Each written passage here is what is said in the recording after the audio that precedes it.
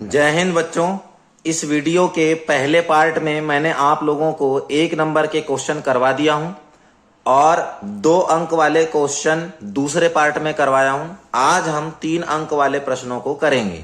बच्चों, जैसा कि आपको बता दूं मैं कि हम लोग अर्धवार्षिक परीक्षा प्रीवियस ईयर के प्रश्नों के उत्तरों को अच्छे से हल कर रहे हैं और 2022-23 में आए हुए प्रश्न इस बार भी आने की संभावना है। इसीलिए हम इन पेपर्स को अच्छे से हल करके परीक्षा में जाएंगे। जैसा कि आपको पता है आगे परीक्षा होने वाली है अर्धवार्षिक परीक्षा, तो जिसमें यहां से क्वेश्चन आने की संभावना सर्वाधिक बनेगी। इसीलिए सभी बच्चे यहां के पेपर को बड़े अच्छे से तैयार करके जाएंगे, जिससे आपका पेपर बहुत ही अच्छा होगा। नमस्कार बच्चों, मेरा नाम है दीपक और आप देख रहे हैं यादव सर पीसीएमबी क्लासेस। चलो बच्चों, आज की क्लास को शुरू करते हैं। तो बच्चे, मैंने आप लोगों को इसके पहले जो बता दिया हूं वीडियो को सबसे पहले आप उनको देख लीजिए, उसके पश्चात इस वाले वीडियो को देखें। चलो अब देखो, जैसे कि मैंने आप लोगों को उससे पहले दो अंक वाले क्वेश्चन बताया था, उसमें से एक क्वेश्चन रह गया था। इस क्वेश्चन का आंसर मैं आप लोगों को आज बता देता हूं। देखिए, आज का जो पहला प्रश्न है वो क्या है, जीएम फसलों की विशेषताएं लिखिए। जीएम मीन्स होता है बेटा जेनेटिकली मॉडिफाई फसल। ठीक है, जीएम का मतलब क्या होगा, जेनेटिकली मॉडिफाई फसल की विशेषता बताइए बोलता है। तो जेनेटिकली मॉडिफाई फसल की मुख्य विशेषताएं क्या होती है, ये कीट प्रतिरोधी होते हैं, अर्थात इनमें कीट लगने की संभावना बहुत ही कम रहती है। इसीलिए इनमें कीटनाशी भी नहीं लगता, क्योंकि जब कीट नहीं लगेंगे तो कीटनाशी की आवश्यकता ही नहीं रहेगी, है ना। तो इसीलिए ये इसकी खास विशेषता है। दूसरा नंबर हो जाएगा बेटा, फसलों का पोषण मान है ना अधिक होता है और अधिक उत्पादन प्राप्त होता है। जो जीएम फसल होते हैं ना, उनको आप जब उगाएंगे तो इनकी फसल की उत्पादन जो होगी वो बहुत ही ज्यादा होगा।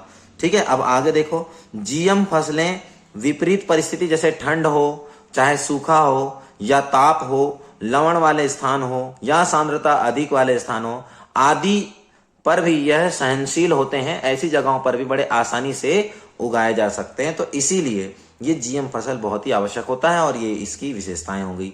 तो 2 अंक वाले प्रश्न यहां पर समाप्त होते हैं बच्चे।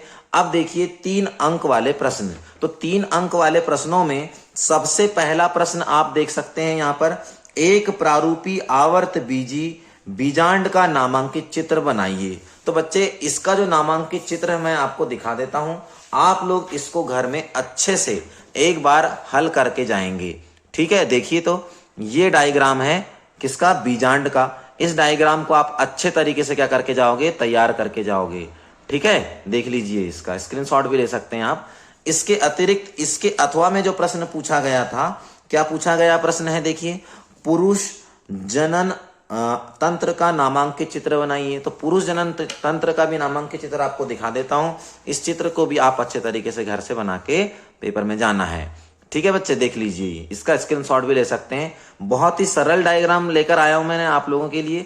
परीक्षा में क्या होता है कि समय का अभाव होता है और डायग्राम बनाना थोड़ा सा मुश्किल हो जाता है, तो इसीलिए आपको सरल डायग्राम बनाना अति आवश्यक है ना बेटा। नंबर आपके कटेंगे नहीं, एक भी आपके पूरे नंबर मिलेंगे। सरल डायग्राम बनाए और साफ सुंदर डायग्राम बनाए, है ना। जहां आवश्यक हो जरूर आपको डायग्राम बनाना चाहिए। ठीक है, अब आगे अगला प्रश्न देखिए। अगला प्रश्न क्या कहता है कि डीएनए फिंगरप्रिंटिंग क्या है ना, इसकी क्या उपयोगिता है। बच्चे आपको बता दें, जैसे कि आप लोग जानते हैं कि सभी लोगों के फिंगरप्रिंट जो होते हैं वो अलग अलग होते हैं, है ना। तो उसी तर्ज पर डीएनए फिंगरप्रिंटिंग बताया गया है। डीएनए फिंगरप्रिंटिंग जो होता है एक टेक्निक है जिससे हमको अलग अलग व्यक्ति की पहचान यदि करनी है या किसी अपराधी की पहचान करनी है या बलात्कारियों की पहचान करनी है, तब डीएनए फिंगरप्रिंटिंग का उपयोग किया जाता है। इसकी बड़ी खास उपयोगिता है बच्चे। जैसे यदि कोई संतान जो है उसके सही माता पिता का पता नहीं है, तो उनके सही माता पिता का भी पहचान किया जा सकता है। संदिग्ध माता पिता यानी उनके ऊपर मतलब आप संदेह है कि भैया ये माता पिता हैं या नहीं, तो उससे बच्चों के डीएनए फिंगरप्रिंटिंग टेस्ट के से आप सही माता पिता को पता कर सकते हो, है ना। इसके अलावा आपको बता दें, तीसरा पॉइंट बड़ा इंपॉर्टेंट है, ध्यान समझना है इसको। देखो, समरूपी जुड़वा का मतलब जब बच्चे जुड़वा पैदा होते हैं जो एक समान दिखाई देते हैं, तो उनके डीएनए फिंगरप्रिंटिंग तो समान होते हैं। अतः इस प्रक्रिया के सहारे किसी भी दूसरे तरह के डीएनए फिंगरप्रिंट को प्रिंट होने पर उसे दूसरे को अलग अलग किया जा सकता है। तो ये इसकी क्या है, इसकी उपयोगिता हो गई। चलिए अगला प्रश्न देखो, सह प्रभाविता समझाइए। देखो भैया, सह प्रभाविता का मतलब क्या है, सह यानी साथ में, प्रभाविता का मतलब बेटा प्रभाव को प्रदर्शित करना, है ना। तो सह प्रभाविता का मतलब होता है जैसे युग्म विकल्पी या एलील जो होते हैं ये एक साथ अपना लक्षण प्रदर्शित करेंगे तो उसको कहते हैं सह प्रभाविता। देखो भैया, प्रभाविता का नियम मेंडल जी ने जो दिए थे, उस मेंडल के नियम में क्या बताया गया था कि यदि आपके पास में दो अलग अलग प्रकार के विकल्पी जोड़े हैं, जैसे आपके पास में कोई एक बौना पौधा है और एक जो है वो कैसा पौधा है भैया, लंबा पौधा है, तो उसमें प्रभावी पौधा ही अपना लक्षण प्रदर्शित करेगा अगली पीढ़ी में और अप्रभावी वाला अपना लक्षण नहीं दर्शाएगा। लेकिन यहां पर जो है सह प्रभाविता में दोनों के दोनों ना तो प्रभावी होते और ना ही अप्रभावी होते हैं। समझे कि नहीं समझे? ये प्रथम पीढ़ी जो F1 पीढ़ी होती है इसमें समान रूप से अपना प्रभाव दर्शाते हैं। जैसे मानव रक्त में जो एलील होता है IA और IB, यह सप्रभावी होते हैं क्योंकि ये दोनों के दोनों अपना लक्षण दर्शाते हैं और ब्लड ग्रुप AB हो जाता है। तो AB ब्लड ग्रुप वालों के साथ में ये कंडीशन उत्पन्न होती है। अगला प्रश्न देखिए बच्चे, अगला प्रश्न क्या कहता है, व्यसन के प्रमुख कारणों को लिखिए। व्यसन मतलब होता है बेटा किसी चीज की लत लग जाना, नशे करने की जो लत लग जाती है उसी को क्या कहते हैं, व्यसन कहते हैं। तो किसी व्यक्ति को उत्सुकता के कारण वो व्यसन कर सकता है, उसको इच्छा होती है जानने की कि आखिर भाई व्यसन से मतलब क्या होगा, है ना, आनंद आएगा, आनंद की प्राप्ति होगी या फिर नहीं आएगा, तो उसको उत्सुकता रहती है जानने की, इस वजह से वो उत्सुकता के कारण व्यसन कर सकता है। इसके अलावा उत्तेजना, उत्तेजना मतलब एक्साइटमेंट के लिए वो व्यसन करता है, या फिर अपूर्व आनंद की प्राप्ति करने के लिए वो क्या करता है, व्यसन करता है ना। इसके अतिरिक्त बेटा अधिक कार्य क्षमता की इच्छा होती है उसके अंदर कि मैं यदि व्यसन करता हूं या फिर नशे करता हूं तो इससे मेरी कार्य क्षमता क्या हो जाएगी, बढ़ जाएगी, ऐसी सोच होती है उसकी, तो इसीलिए वो व्यक्ति व्यसन कर सकता है। कल्पना लोक की सैर करने के लिए भी, यानी वो मतलब ख्यालों में खोया रहने के लिए भी वो व्यसन करता है और व्यसन करने के बाद वो ख्यालों में खो जाता है। निराशाओं एवं चिंता से छुटकारा पाने के लिए भी व्यसन करता है।